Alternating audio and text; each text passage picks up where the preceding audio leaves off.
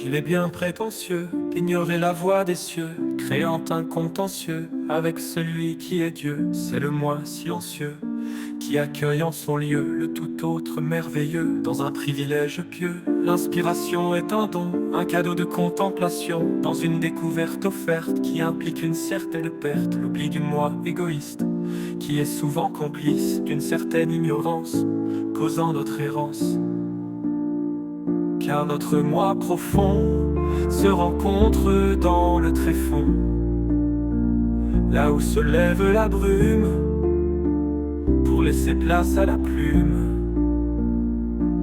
Car en osant chercher dans le noir, quittant nos assurances péremptoires, pour cheminer sans rien voir, conduite uniquement par l'espoir.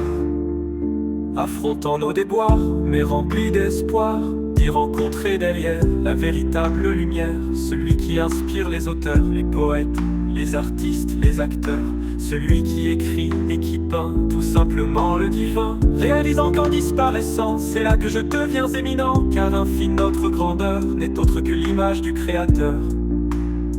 Enfoui derrière le brouillard de nos esprits si débrouillards, qui tentent avec beaucoup de peine, oubliant simplement d'où ils viennent.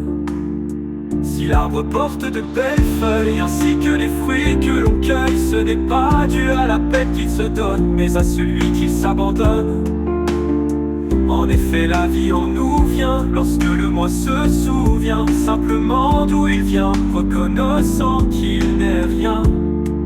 Le Christ priera pour que nous soyons un comme le Père et lui ne forme qu'un, gardant l'unité avec le divin.